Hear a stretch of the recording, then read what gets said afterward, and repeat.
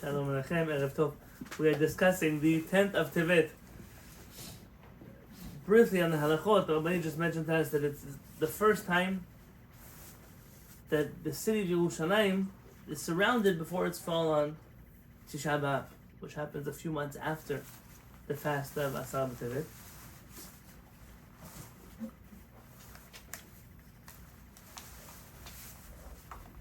This fast day is unique in that it falls out on a Friday.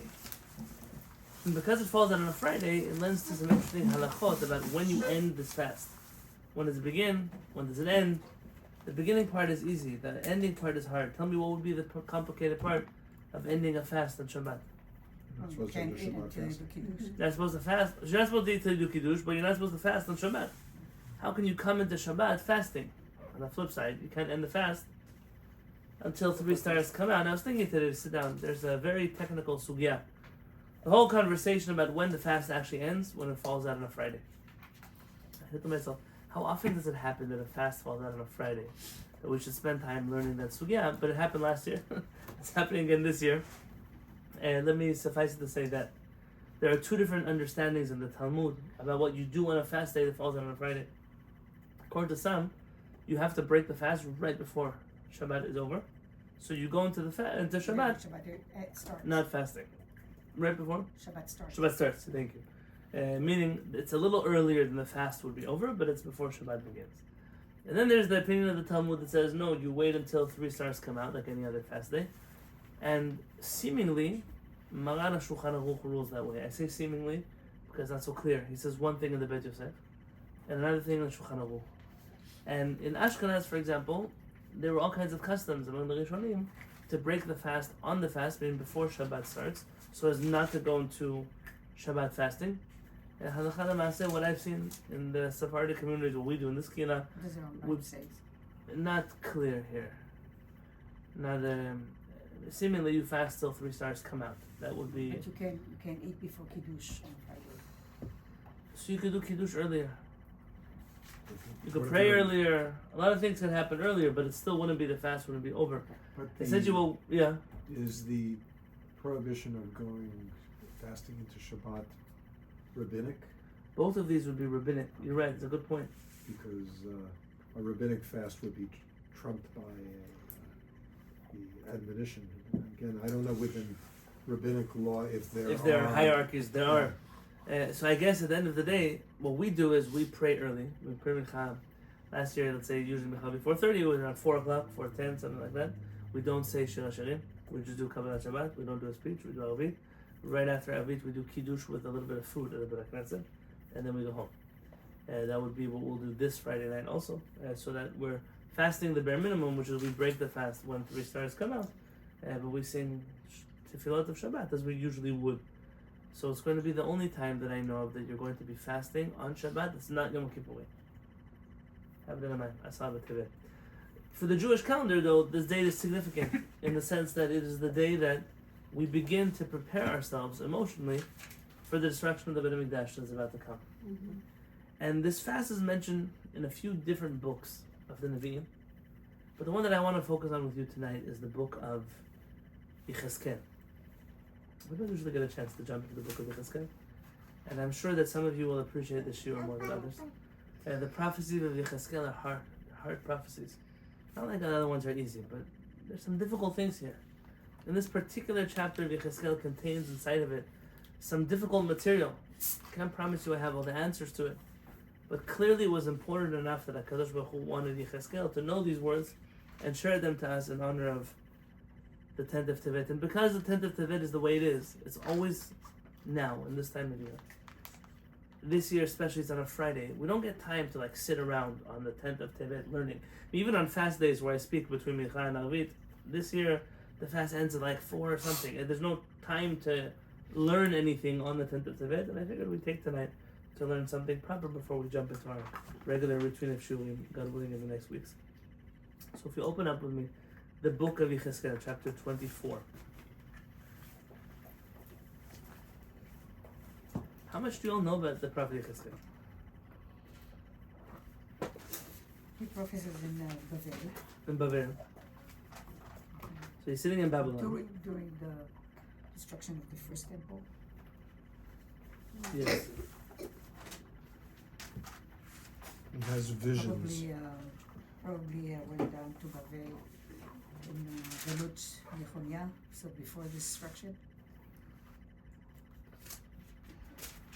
He had visions of the third bit of Mikdash. Some of those visions are from his more famous visions.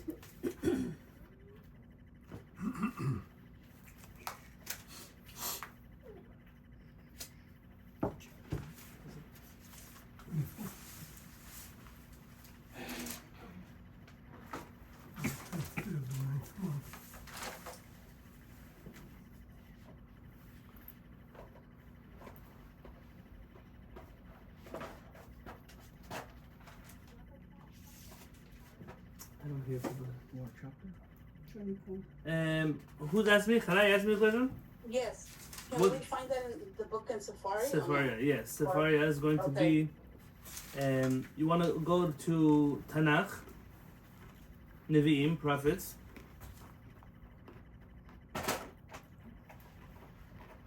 And then you want to find chapter 24.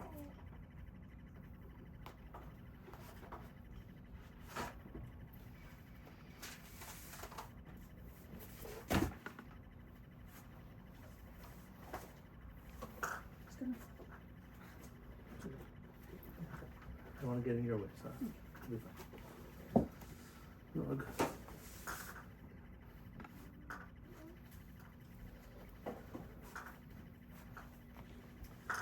So here's what the prophet says. ויהי דבר אדוני אליי בשנה התשעית בחודש העשירי בעשור לחודש לאמור. The prophet says, HaKadosh Baruch Hu spoke to me in the 9th year, in the 10th month, on the 10th day of the month. According to our calculations, I'm aware there are other people who calculate this differently. According to our calculations, Yechezkel is being spoken to. The 10th day of the 10th month would be this month, Asara b'Tevet, on the 10th day of Tevet. In the 9th year, these are all the years of the Galut of Yehoiachim, when the Jews go into exile. So that's how he's counting the years. It's very important because if you remember early on in the book of Yechezkel, Yechezkel has something going on with his speech. What happens to his speech? It burns his mouth, no? Okay, what does it practically mean for him? Yechezkel doesn't talk much. I know it's a big book, right, Yechezkel? But Yechezkel has prophecies that come about infrequently. Whenever HaKadosh Baruch Hu wants him to speak with the Jewish people, he speaks. But for the most part, Yechezkel reaches a stage in his development as a prophet where he recognizes the Jewish people aren't listening anymore. There's really no point in talking. And he finds himself, early in the chapters of Yechezkel, you find Yechezkel just sits there now. Unless HaKadosh Baruch Hu explicitly tells him to speak to the Jewish people, he doesn't speak to the Jewish people. I mix him up with Yeshayahu, who gets hit. Yes. Yechezkel is quiet. This is going to be a turning point in Yechezkel's life. Because at the end of this Nevuah, HaKadosh Baruch Hu is going to promise him to be speaking again. But that doesn't happen to him yet. Right now, we're still in the beginning. So HaKadosh Baruch Hu speaks to him in the 9th year, on the 10th day of Tevet, and he tells him, Ben Adam, son of man, Ketov lecha et shem hayom et etzem hayom hazeh. Write down the name, the essence of this date. If I were to sit here on every Hebrew word in this chapter is very interesting. What's the difference between the name and the essence of the day of the name? Those are interesting things. Let's just say it for suffice it. It's the 10th of Tevet, which is falling on Friday. So one is the Friday, one is the 10th of Tevet. Yes? את עצם היום הזה, שמח מלך בבל אל ירושלים בעצם היום הזה. The king of Bavel besieged Yerushalayim on this day. This was Nebuchadnezzar. ומשול אל בית המרי משל, and give a parable to the rebellious house of Israel. It's not a nice name to be called. ואמרת עליהם, and you should tell them, כה אמר אדוני אלוהים, this is what Adonai Elohim said. Yochanan? שפוט, הסיר, שפוט.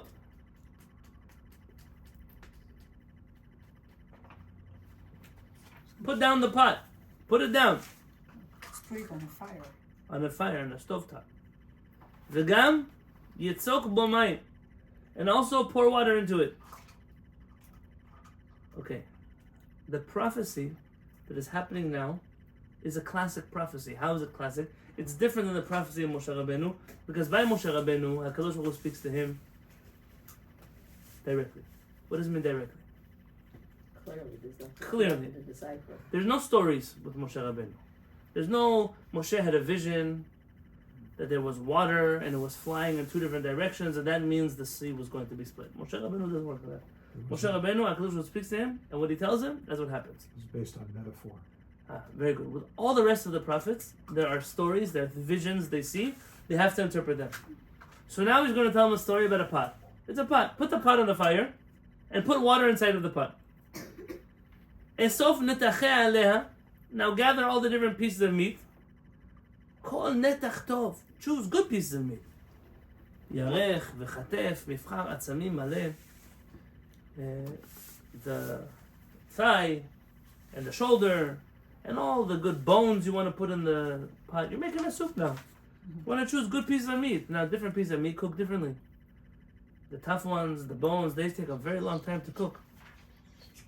מבחר רצון, לקוח, וגם דו העצמים תחתיה רתח, רתחיה גם בשלו עצמיה בתוכה. Also, aside from putting the bones and things in the pot, make sure in the fire there are some bones also to be cooking the food with. Bones are good to cook food with?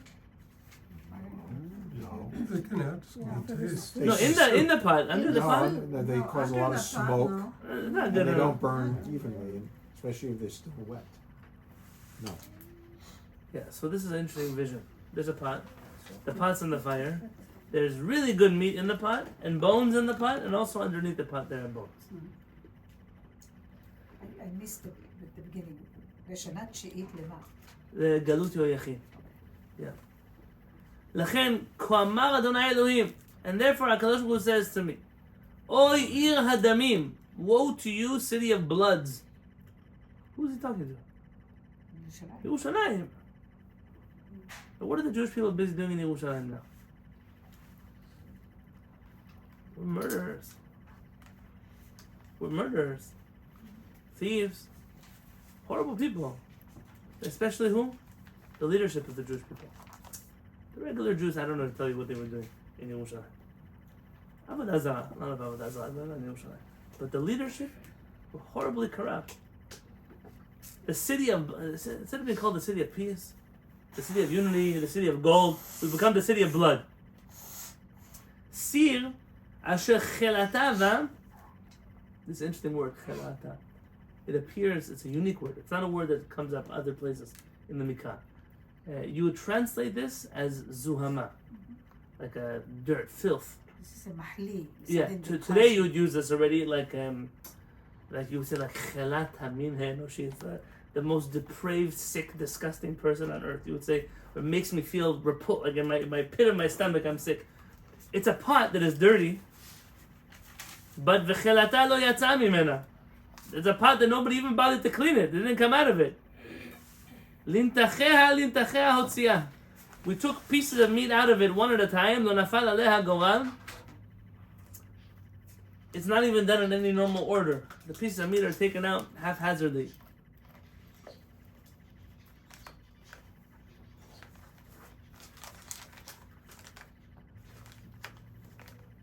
כי דמה בתוכה היה על צחיח סלע סמתו לא שפחתו על הארץ לכסות עליו עפר. The blood that is there was put on a shiny ivory.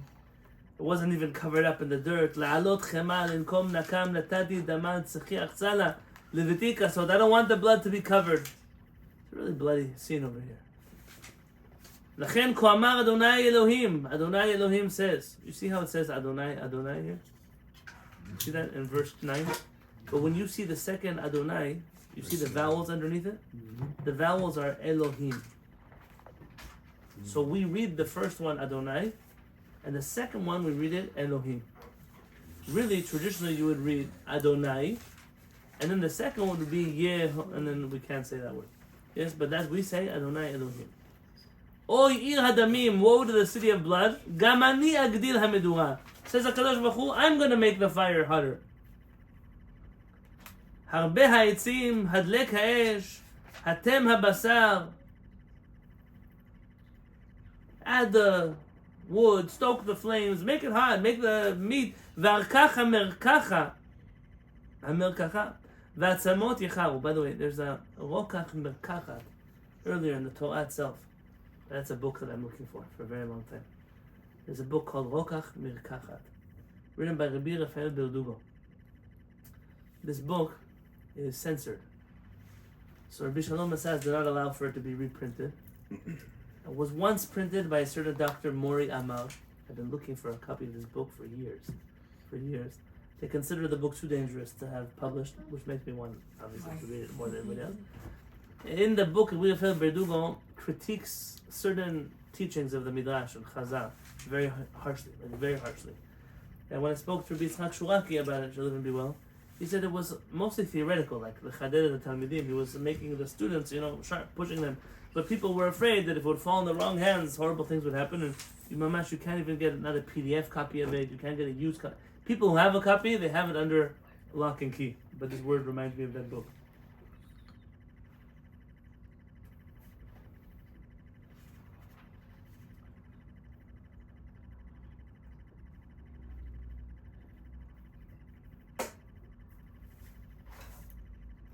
HaKadosh Baruch Hu ends this section 14. Ani Adonai dibarti ba v'asiti lo efra v'lo achus v'lo enachem ki darchaich v'chalilotayich shefatu chanum Adonai Elohim. I am going to do to you all that you deserve. All the horrible things that you did, I'm going to do to you. So maybe you look back a little bit on this vision for a second. Earlier in chapter 11, the people of Yerushalayim were very confident.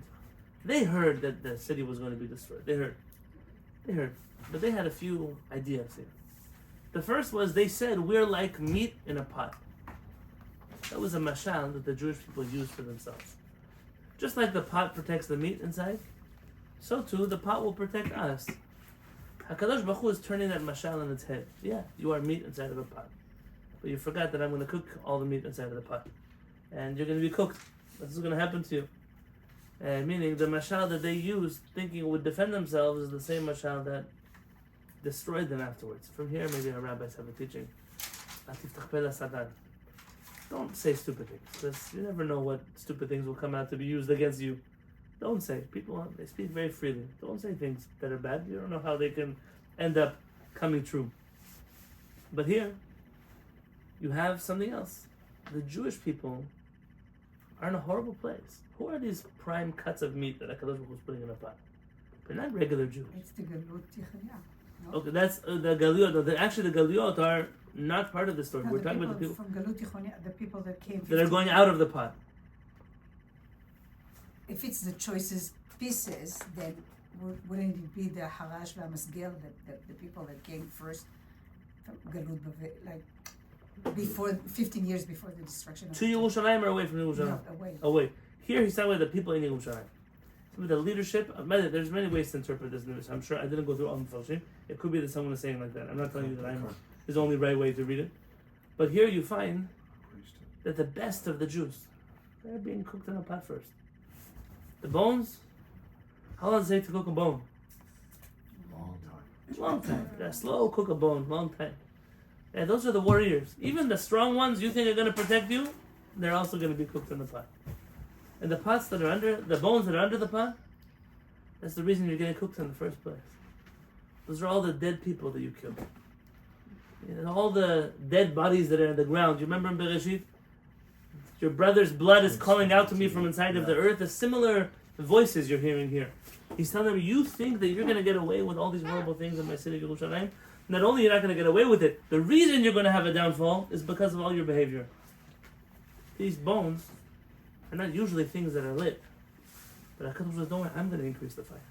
I'll make sure they burn, because you deserve to burn. Politicians very rarely kill people by taking them to the forest and shooting them. There are politicians like that too. For the most part, it's their corruption that kills them. It's their looking the other way, it's their cutting corners, it's their disregard for human beings and dignity and life. Usually that's what causes them. When the Prophet says, oh, you leaders of Jerusalem are murderers, he doesn't mean they're standing in the middle of the square cutting off people's heads. There could be there are people like that too. But even not, passively killing people is also murder. And HaKadosh Baruch Hu is going to stand up for that vulnerable one. You think the pot is going to protect you, the pot is going to be what cooks you. That's the first prophecy of Yechezkel. But it gets worse. And this part bothers most people when they read this section of the book of Yechezkel. It bothers me too, but I want to read it with you because HaKadosh Baruch Hu told Yechezkel that this is relevant to the 10th of Tevet. And if he told him to write it down for the 10th of Tevet, and our rabbis canonized this as part of the Nevi'im, then that means that we're supposed to also know it for the 10th of Tevet. And if the whole purpose of Tevet is of every fast day is to do Teshuvah, then to skip this part because uncomfortable would be incorrect. Vahi devar Adonai elai lemo. There was another prophecy that came to me at the same time, says Yechezkel. Ben Adam, son of man. Hinni lokach mimecha et machmad enecha b'magefa. I'm going to take away the beloved of your eyes in a magefa, in a plague. His wife. Right, his wife. Who is Zoishto? Our rabbis say that's his wife. And you see, by the way, in chapter Pasuk 18, his wife dies. I'm going to take away your wife in a plague. But I have rules. I'm going to take her away. V'lo tispod, and you shall not eulogize her. V'lo tifkeh, and you should not cry. V'lo tavo dim'atecha. She should not even cause a tear to come down your cheek because she dies. Nothing. You want to cry inside of your eyeball, not outside. Hanek dom metim evelo ta'aseh. You're going to be silent. You will not mourn her at all. Pe'echa chavosh alecha. Wear your beauty on you. Okay, this is interesting. Pe'echa, pshat. Pshat was pe'echa. Pe'echa is the, like a turban that the Prophet wore. A nice important headgear. Avel, he doesn't wear that. Mourners don't wear their headgear. How do they wear? They wrap. Right, they undo that and they wrap around their head like a talit. You've ever been to Yemenite Shiva? No, then you'll see. They still wear atifat harosh. That's still something that is done. Chachamim understand this to mean tefillin. To put on tefillin. We know that on the first day of burial, there's no wearing of tefillin, meaning he has to behave in a way that is publicly, he's not mourning, even though his wife just died. Una'alecha tasim bereglecha. And put on your shoes, like a person who's not mourning.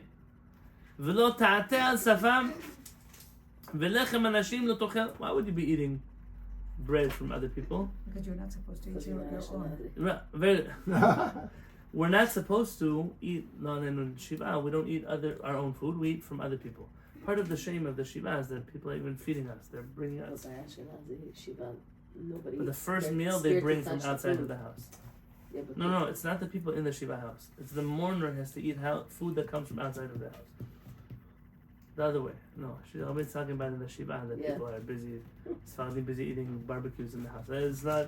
It's something different. Meaning he's not doing anything that shows mourning in public. Well, we talk about Menel here. Has some interesting understandings of why all of these things are rules for the mourners. Like why can't they wear shoes? Why do mourners have to uncover their head? Why do mourners not eat their own food? Which a lot of this is the chokhmah of the chachamim, which is not to get distracted from the mourning. You can't be grocery shopping now. Someone just died. Don't put on shoes. If you don't wear shoes, you can't walk so far.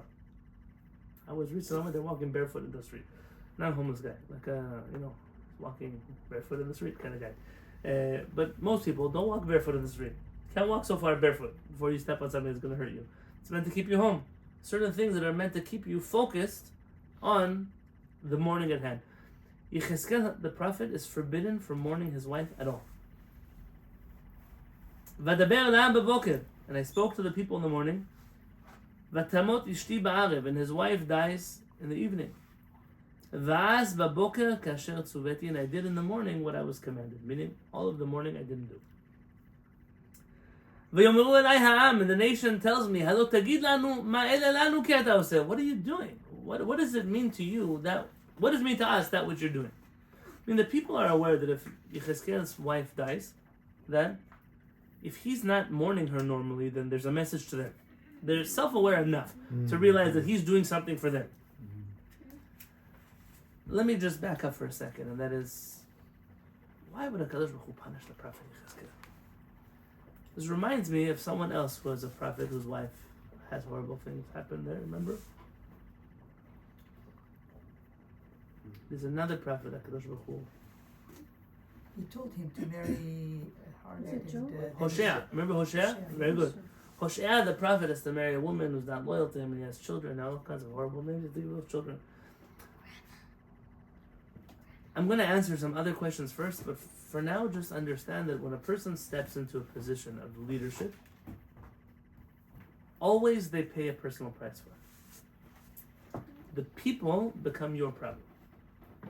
You could choose not to step up. That's fine. But in every case where people step up to lead, and they expect that their families will get through it intact, it's not true. And sometimes people will get very wealthy and very famous. Sometimes they'll get very hurt.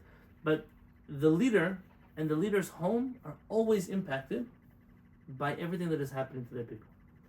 And Yechezkel is paying the price, a dear price. It's the loss of his wife. It's part of being a prophet. I think it's important though to realize one thing here, before all the people start losing their emunah, that HaKadosh Baruch Hu is trying to pass a message through Yechezkel's wife dying. Yeah. She dies from what? What does she die from? From a plague. From a plague. I would like to suggest that she's going to die anyways, regardless of what's happening in the Jewish people. HaKadosh Baruch Hu is trying to give meaning to the death of Yechezkel's wife by taking away his mourning practices afterwards. It's not that she was killed in order to teach the Jewish people a message. She was going to die anyways from a plague. HaKadosh Baruch Hu is using Yechezkel's lack of mourning to teach the Jewish people a message. Which message? It's similar to what happened to Aaron. By the way, same silence. Yeah. Notice there Aaron is silent also. That's a great parallel to here. Now here you find, that's a good point. Here you find, look what happens. And I tell them, Devar Adonai haya elai lemor. This is the words of HaKadosh Baruch Hu speaking to me.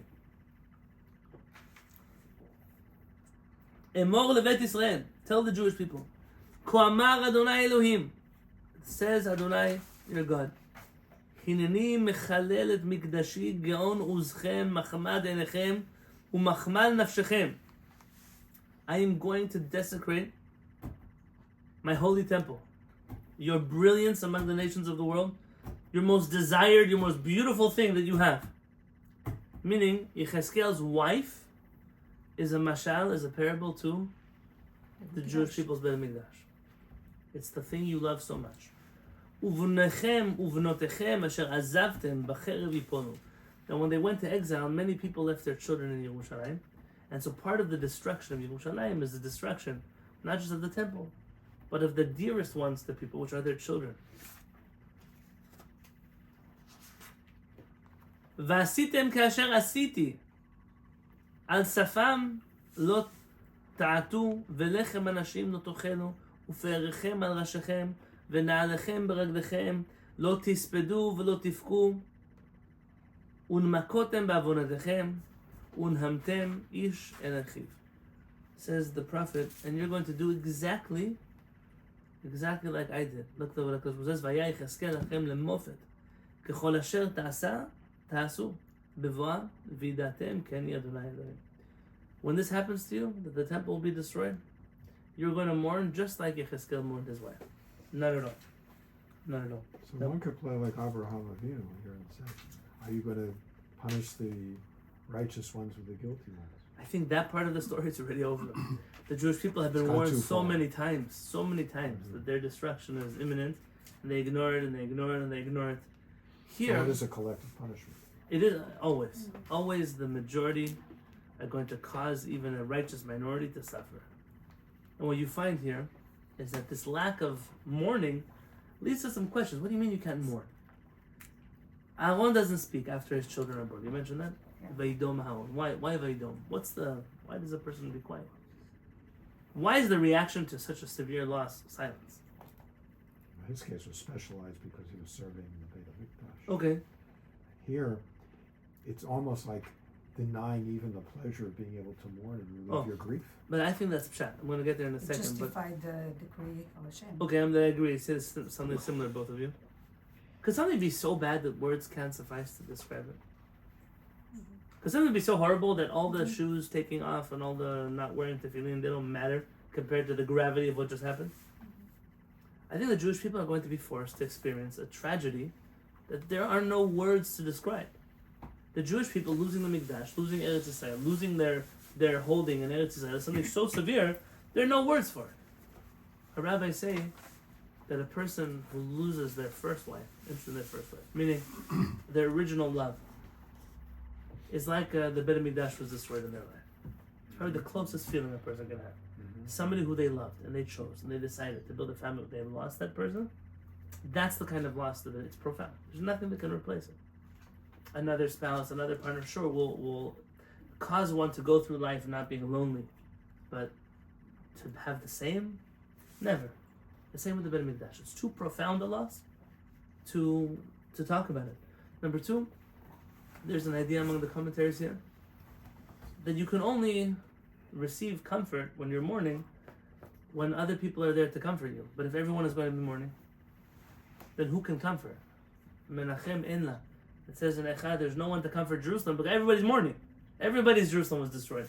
So there's no point in sitting Shiva and doing all of these, because what's the point? There is no one who's not mourning. You also hear... It's the similar tzarat.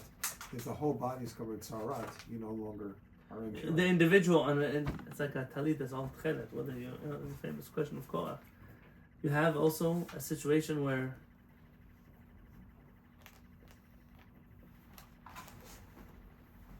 I'll tell you another where national mourning overrides private mourning. Yechezkel has a loss. He lost his wife, but now he's mourning Yerushalayim. And no offense, Yechezkel, but in the middle of a war over Yerushalayim, destruction of Yerushalayim, the individual plight is not as important. It's not telling you. I just watched a documentary this week. There was a horrible car accident in Israel on October 6th last year. A guy decided to run over somebody else, and a whole crazy thing. He killed 2 people, and then he stole a truck and fled the scene, and they arrested him on October 6th. But then October 7th was October 7th.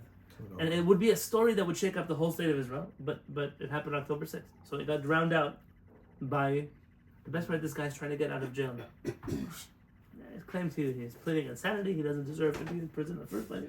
Yeah, of course. And the whole story, you say, something so big came, it just stole the show.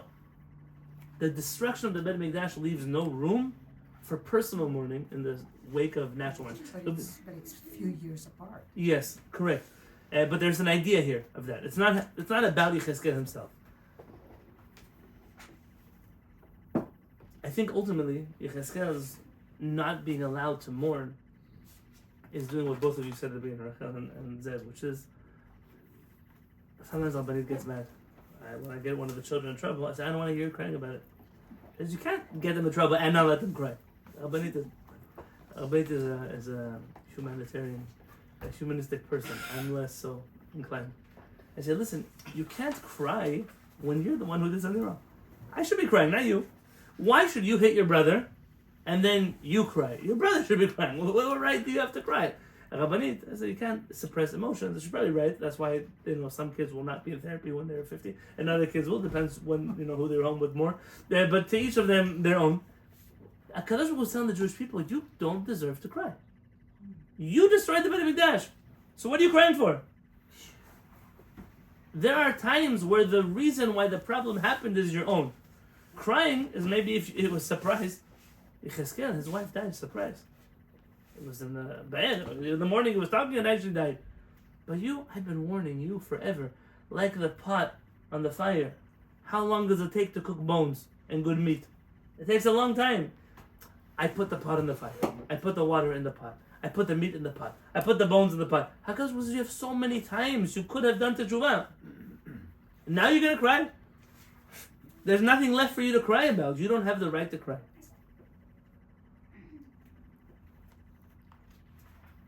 And usually this is where the story ends. It's not a very uplifting chapter of the book of Yechezkel. But I want to finish the last few pesukim with you and maybe find an uplifting message from it. There's one last prophecy that happens here. V'ata ben adam, and you, son of man. Halo biyom kachti mehem et ma'uzam mesos tifartam. On that day, when I take away their happiness from them, their glory, et machmat enehem v'et masa nafsham b'nehem uvnotehem. When I take away all of the things they love, their sons, their daughters, the Ben Mikdash. B'yomahu on that day, yavo hapalit, the refugee will come. The refuge, I didn't translate that word. A hapalit, you should know, among the commentaries, a lot of conversation. Who is this palit? What is this palit? Is it even a person? Is it just an idea? Is it a prophecy that comes to the world? Something will come to you on that day. Lehashmaut oznaim. It will come to your ears. B'yomahu yipatach picha et hapalit. That refugee will come. That refuge will come and open your mouth. Yechezkel, who's been quiet until now. Udaber velo ta'alem od, and you will finally be able to speak again and no longer remain silent. Vayita lehem lemofet, and you will be a wonder, a sign for the Jewish people. V'yade'un, they will know ki ani Adonai, because I am HaKadosh Baruch Hu. On a pshat level, Yechezkel, you've been quiet for so long. All of a sudden, this palit will come, and all of the Jewish people will know that you were right. They will know that you prophesied correctly. Why? Why will they know that you prophesied correctly? Because I told you in the first pasuk, write down, what should you write down? The day? Which day? Yeah, The 10th the 10th of Tevet. What should you say will happen on the 10th of Tevet? The city's going to be besieged. The city will be besieged by the king of Bavel. The Jewish people will finally realize that you were right. All these years. But they don't. All these years, the Jewish people are saying, you're lying, you're a crazy man, you're just telling us bad things. But the Jews had other prophets. They hired other prophets. The Jewish people had such great Nevi'im. The prophets were higher. Like chief rabbis almost. You pay them to say whatever you want them to say. And they were good. They told the Jewish people, nothing will happen to you. HaKadosh Baruch Hu will never destroy Yerushalayim. The Bet HaMikdash is in Yerushalayim. How do you think HaKadosh Baruch Hu is going to destroy the Bet HaMikdash? If not for you, at least he'll save the temple. All of this prophecy comes to destroy those prophecies, the false ones. So, but one day the Jewish people will recognize that you were right, because you'll have this paper. And on this paper it will say, I told you that on the 10th day of the 10th month, the Bet HaMikdash will be sieged, and you can prove that you were right. Whether that happens to Yechezkel or not, that's ready for the rest of the book to say. Essentially, this chapter ends the first part of the life of Yechezkel, the part where he's quiet. The rest of Yechezkel is where he tries to really, if you cannot get the Jewish people to do teshuvah, it's inevitable the Bet HaMikdash will be destroyed. He at least tries to get them to become believers that they will one day come back to Eretz Yisrael.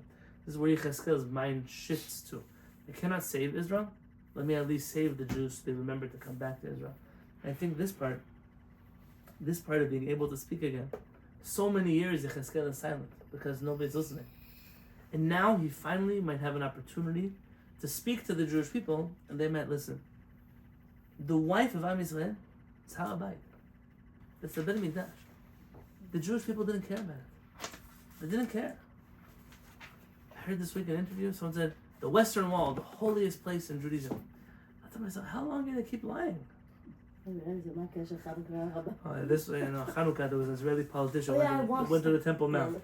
On the radio, they said, what does Chanukah have to do with the Temple Mount? That he's going to do it. I think to myself, are you stupid? This is the Chanukah, the story of Chanukah happened on the Temple Mount. What do you mean?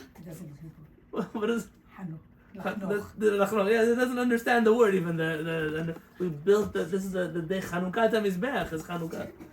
They don't even understand. But when people don't understand, so then how can you convince them to stay?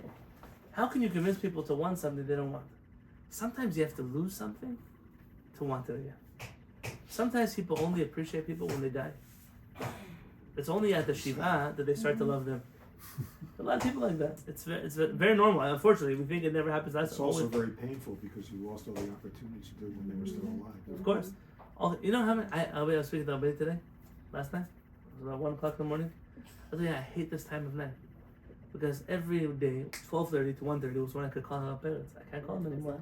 I said, I have hundreds of questions that I always put off. Like, I'm not going to bother him 10 times a week, just 5 times a week.